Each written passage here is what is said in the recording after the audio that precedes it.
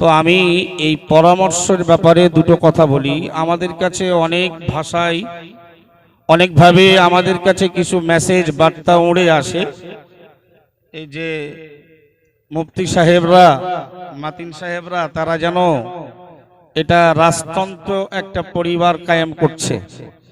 All India সুন্নাত আল জামাত যেন তাদের ভোগ বিলাসের যেন একটা খোরাক তৈরি হচ্ছে, বা আরো বিভিন্ন যে তারা যা ইচ্ছা সেই সিদ্ধান্তে করে।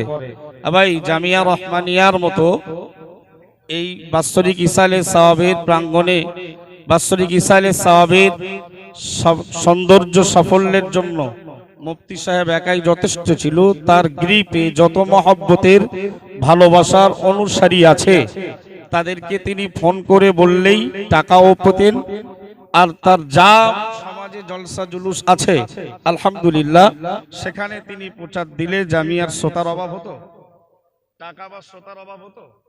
কিন্তু কোরআন শরীফে পরামর্শ নামীয় একটা সূরা আল্লাহ 25 পারায় নাজিল করেছে।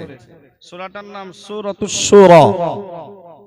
এই সূরার ভেতরে একটা আয়াত আল্লাহ নাজিল করেছেন, ওমা উতিতুম মিন শাইইন ফামাতাউল হায়াতিদ দুনিয়া ওমা ইনদাল্লাহি খায়রুন ওয়া আবকা।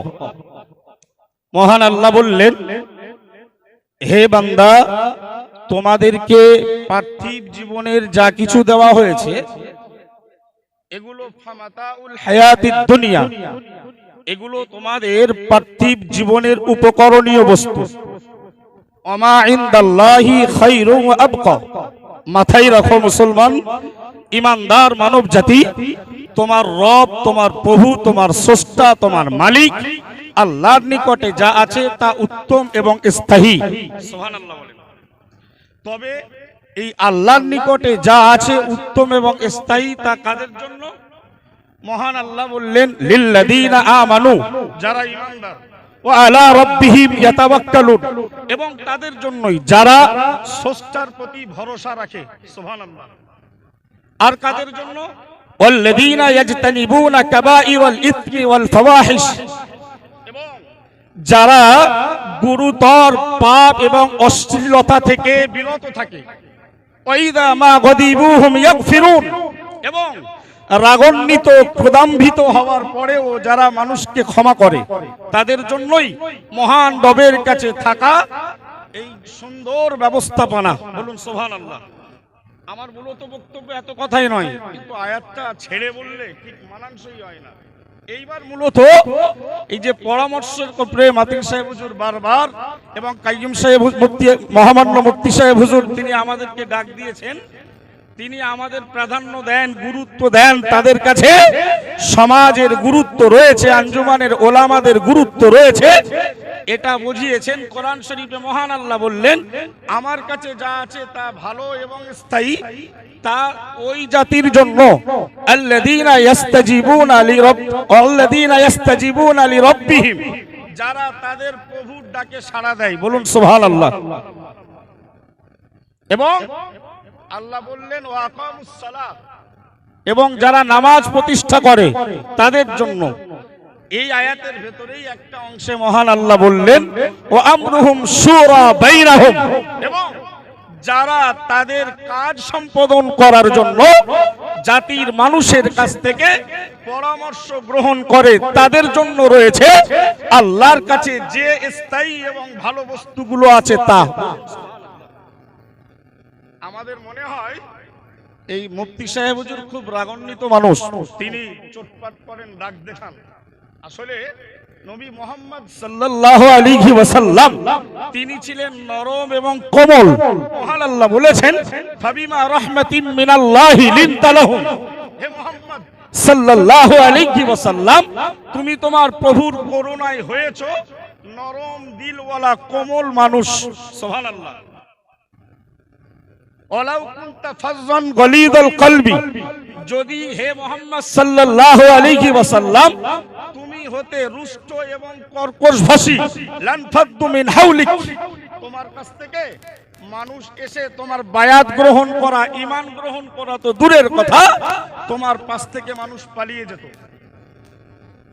সুতরাং কেউ যদি ত্রুটি বিচ্যুতি করে ফাফু আনহুম, ক্ষমা করো, সুবহানাল্লাহ বলেন, আস্তাগফির লাহুম, এবং তাদের জন্য নিজ দায়িত্বে আমার কাছে ক্ষমা চাও। এরপরে বললেন ওয়াশাবিরহুম ফিল আমরি, এবং তোমার সামাজিকতার কাজকর্মে তাদের পরামর্শ গ্রহণ করো। সুবহানাল্লাহ বলেন। ও ভাই, মুফতি সাহেব হুজুরকে আমরা যারা মনে করি রাগান্বিত কড়া মানুষ, মুহাম্মদ সাল্লাল্লাহু আলাইহি ওয়াসাল্লামকে আল্লাহ কোমল বললেন। হ্যাঁ ভাই, আবু জেহেলের বিরুদ্ধে মুহাম্মদ সাল্লাল্লাহু আলাইহি ওয়াসাল্লামের লড়াই হয়েছিল না? সুতরাং পরিবেশ যদি অনুকূলে না থেকে বিক্ষিপ্ত অবস্থায় পৌঁছায়, ছন্ন ছাড়া হয়, তখন নরম মানুষটাও গরম হয়। বারবার আঞ্জুমানের আলেমরা, বারবার আমরা মাদ্রাসার পরিচালকেরা, বারবার সমাজের যারা অল ইন্ডিয়া সুন্নাতাল জামাতের নেতৃত্ব স্থানীয় যারা, তাদের ভুল ত্রুটি হয়, বারবার পরামর্শ সভা কায়েম করা হয়, এরপরেও ভুল করে, তখন নরম মানুষ আর ঠান্ডা থাকবে বলে মনে হয়? নবী মুহাম্মদ সাল্লাল্লাহু আলাইহি ওয়াসাল্লাম এই ওয়াশাবিরহুম ফিল আমরি, আল্লাহ বললেন, ও ইয়া রাসূলুল্লাহ, হাবিবাল্লাহ, তুমি মানব জাতির সঙ্গে তোমার সহচর বন্ধুদের সঙ্গে পরামর্শ সভা কায়েম করো। মুহাম্মদ সাল্লাল্লাহু আলাইহি ওয়াসাল্লাম যত যুদ্ধ বিগ্রহ সবকিছু করতেন, পরামর্শ করতেন। ইভেন রাসূলুল্লাহ সাল্লাল্লাহু আলাইহি ওয়াসাল্লামের স্ত্রী আম্মা জান আয়েশার বিরুদ্ধে মুনাফিকরা জেনার অপবাদ দিল, এ বিষয়েও প্রিয় নবী মুহাম্মদুর রাসূলুল্লাহ সাল্লাল্লাহু আলাইহি ওয়াসাল্লাম তিনি তার সাহাবীদেরকে ডেকে বললেন, তাকবীর দেন, নারায়ে তাকবীর, নারায়ে তাকবীর। মহামান্য মুফতি সাহেব হুজুর কিবলা, মহামান্য মুফতি সাহেব হুজুর কিবলা, নারায়ে তাকবীর। তিনি বললেন, আমার স্ত্রী তো আমার জানা মতে ভালো, এবং যে লোকটার ব্যাপারে অপবাদ দিচ্ছে সেই লোকটাও ভালো মানুষ, এরপরে বলুন তাদের বিরুদ্ধে আমার করণীয় কি? সুতরাং আমরা বুঝতে পারলাম পরামর্শ সভা আল্লাহ প্রদত্ত ঘোষণা, এবং যারা করে তারা আল্লাহর রহমত পায়, ইহকালে তারা সাফল্যমণ্ডিত, পরকালেও কামিয়াবি হবেন। সেজন্য জামিয়ার বাৎসরিক ইসালে সওয়াবের সর্বাঙ্গীন উন্নতি, সৌন্দর্য, সাফল্যের জন্য মহামান্য মুফতি সাহেব হুজুর কিবলা আমাদেরকে ডাক দিয়েছেন। তিনি একদিকে আল্লাহর নির্দেশ, অপরদিকে রাসূলুল্লাহর সুন্নাতকে মান্যতা দিয়েছেন। বলুন আলহামদুলিল্লাহ। আমি ছোট্ট পরামর্শ দিয়ে শেষ করছি। আমি মাতিল সাহেব হুজুরকে বলবো, আমাদের জামিয়া রহমানিয়ার বাৎসরিক ইসালে সওয়াব, এটা একটা বাৎসরিক সমাবেশ, তাই না? তো এই সমাবেশের মঞ্চে বক্তব্য যেন অনেক সময় দেখা যায় আমরা যারাই ওলামারা বক্তব্য রাখি, সব যেন একঘেয়েমি বক্তব্য হয়। যদি আঞ্জুমানে ওয়াইজিনদের ভেতরে একটু সাবজেক্ট ওয়াইজ বক্তব্য বিভাগ করে দেওয়া হয়, ভাগ করে দেওয়া হয়, তাহলে মনে হয় 3 দিন যাবত, 3 দিন ধরে যে সমাবেশ চলবে তাতে একাধারে মানুষ বিভিন্ন সাবজেক্টের উপরে বক্তব্য হওয়ার কারণে উপস্থিত এবং অনুপস্থিত দূরদূরান্ত থেকে ইউটিউবার্স ভাইদের মাধ্যমে জামিয়ার 3 দিনের স্টেজ থেকে তারা ইসলামের একটা মূল প্ল্যাটফর্মের আলোচনা শুনতে পাবে।